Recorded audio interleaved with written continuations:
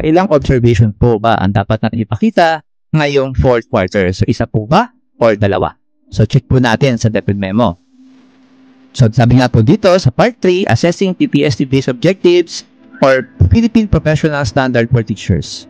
The performance assessment shall focus on the demonstration and achievement of the PPST COIS and NCOIS, which are translated as objectives in the performance management and evaluation of teachers.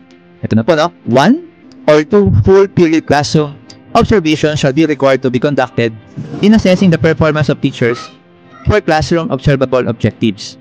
These observations shall be conducted at any time during the fourth quarter of school year 2024 to 2025 with the schedule agreed upon by the teacher and the rater observer. So, meron po tayong dalawang options po, teachers, no?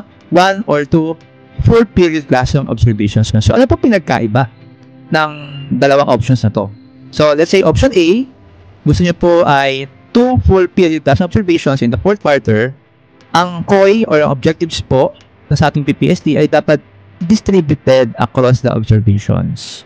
So, meron po dun sa first classroom observation po natin, meron din po sa second classroom observation. So, makikita po dito yan sa ating sample. Ito po, first full period and second full period. At napapansin nyo po, distributed po across yung ating mga objectives sa ating PPST.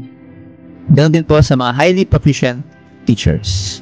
Now, doon po sa ating option B, kung gusto nyo lang po ay isang full period class observation for the fourth quarter, ay dapat makover nyo po ang lahat ng COIS or Classroom Observable Indicator doon po sa ating PPST. So, ito po yung ating example.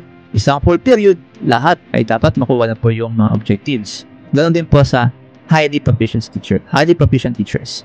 So, I hope po teachers, nakita nyo po yung dalawang options na pwede nyo pong gawin, no, for the fourth quarter. Kung gusto nyo po ng isang observation, okay lang, basta lahat makuha yung COIS. Pwede rin pong dalawa at distributed po yung mga COIS sa ating dalawang classroom observation.